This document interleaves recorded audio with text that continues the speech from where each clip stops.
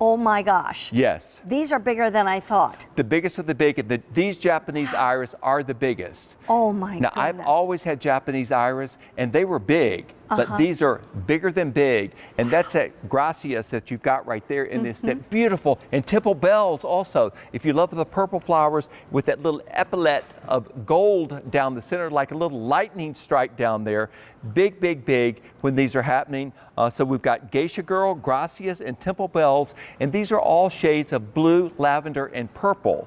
Wow. So if you like those colors and you've got a wet area, okay, these are perfect in a wet area where everything else rots, but they'll of course grow in a regular garden area that has just a regular amount of water. yeah. And then now, do these need a frost? These do need a frost. Okay. They need a slight frost, but they grow all the way down in Mobile, Alabama, in northern Florida.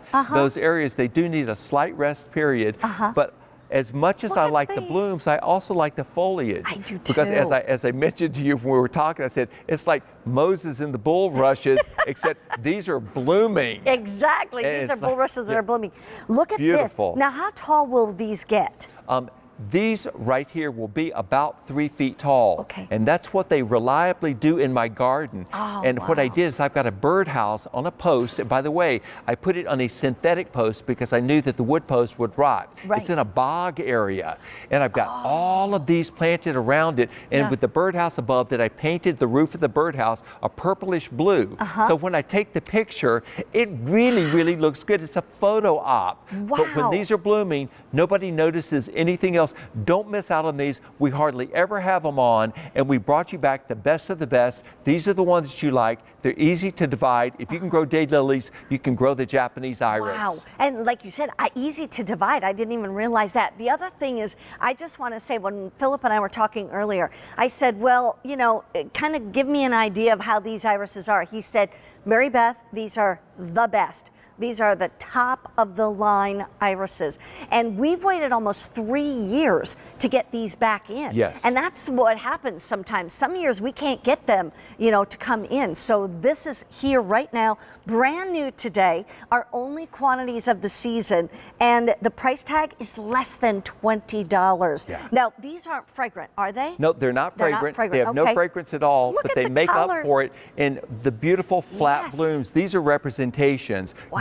Yours will be big and gorgeous and nice. They look floppy, but they're not. They stand up in the garden. And Yeah. when I'm going to take a picture, I get up on a ladder so I can shoot straight down on them because you can see. I mean, it is an absolute, you know how remember those kaleidoscope things that you would turn? Yes. That's what they look like to me when you wow. look straight down on the top of them. Right. It's just a really good look in the garden. Or it looks like somebody painted white lines in Just them. beautiful, You know what I mean? but you see these Wow. also painted on Japanese porcelain. Oh, yes. You've seen it. Oh, yeah, absolutely. And in paintings. Yes. Yes. And it's beautiful, but we've got a lot of things in the show today that are really stand outs. If you picked up that beautiful combination of the Stella Supreme and the Millennium Allium collection, that's good to mix in with That's these. a good point, because But- that's in the purple and the yellow. And these are taller than that. These would go Yeah. in the background. Right. Now, by the way, quick question. What about deer, rabbits? The that deer type will of not thing? touch any iris out there. They do not eat the irises. And see, and they also will not eat any of the great. salvias either, if you like salvia plants. But again, as I mentioned in the beginning of the show, if you're not sure about something, put in the name of the plant that you like and put deer next to it, and it'll pop up and it'll let you know if the deer eat it or not. Right. Do your homework. Don't Right. get surprised in an unpleasant way. Yes, exactly. You know? Where all of a sudden it's gone and missing. But that won't happen with these. These are up. Wow. They give you the structure of the foliage, which I love this because even when they're not blooming, the foliage is there. If you want a bog garden, this is great to add into those wet areas. They're going to do great. The daylilies will work with these because they'll take the wet also. But look at these blooms. Do you remember Janice Marie, my friend who Yes, worked here? yes, She and I are absolutely. great friends, and she's a fabulous photographer. She always she wants is. to know, when are the Japanese iris blooming? Let me know, because she wants to come over and get on the ladder and photograph them. That's her favorite thing to photograph in the garden. That's amazing, and I know she is a phenomenal, photographer. Yes. And she's great with cameras. That's what she used to bring us here. I just want to update you: 1,600 of these sets gone.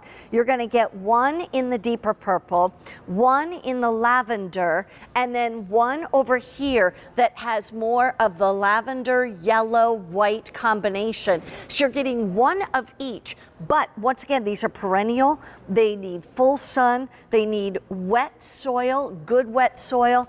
And then also the hummingbirds and the butterflies love them, but the deer and the rabbits do not like them. They so will not that's touch always them. great. Yeah. And I've got let's mine go ahead. right beside the driveway. I want to show you how they're going to come to you, because these are nice divisions. They're going to perform like crazy. Once they get established, they'll be there for years and years. But you said you can actually divide them then.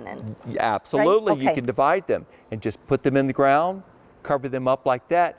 And as I mentioned, they're great in wet areas, like at the end of a drain pipe, yes. you know, where the gutter comes out. Plant them right there. They're great, but they will also grow in a regular flower bed. It doesn't have to be wet. Right. Oh, so it doesn't have to. It doesn't have to be. There's a lot of plants that won't grow in a wet area. That's and correct. These will. These absolutely, yes, that's the key. But of all the Japanese irises out here, this collection, these are the biggest of them. And what we chose, not just for color, but for big, big blossoms. Now, I know a lot of you out there probably know Louisiana irises, which are also a wetland plant. And they're great, great plants. And the blooms are beautiful. These are easily 5 times bigger than a Louisiana iris blossom. And if you know Dutch iris, they're about 5 times bigger than those, to give you an idea of the scale. The blooms are enormous. Each petal is really, really wide. They're flat, and then once they get big, they hang down and drape down a little bit, almost like you've got beautiful draperies that are puddling. Yes. Just a gorgeous look. And when they show up like this in the garden, they're so stately, nobody notices anything else. These are just happening, and that's why I put them right beside the driveway. And then my guests show up, and I see them driving in. I'm thinking, why didn't you come in the house yet? I look at it, because they're over there looking at the Japanese iris, always. Because they're hard to get. And if you're going to get them, like I said, if it takes QVC 3 years to get them back in, then imagine 3 years from now. You don't want to have to wait that long. You have nothing to lose. Remember, you still get your return policy on these, and they have the, gotta grow guarantee. Yes. And so get them home, give them a try. Don't forget, look for the growing guide. We'll have a growing guide that tells you all about it. Everything that we offer has got a specific growing guide. Keep it with your fertilizers. You would use our general bud and flower booster for this. But again, if you've got that wet area where everything else rots, or off the end of the drain pipe, you can plant these there, because who wants to see the end of the drain pipe? It's just ugly. Plant these at the end of that, and then the gutter is watering the plant for you. That's a great idea. Here's the other thing too. I want to remind you, these are going to stand about 2 to 3 feet tall. They're going to get to be about 18 to 30 inches wide on the spread. You're going to get all 3 of these great varieties. And if you've never had irises before, why not give it a try? Why not? And of all the irises, this is the most spectacular. The best. Absolutely top of the line. And I love, love, love these in the garden. Keep in mind, these will be about 3 feet tall.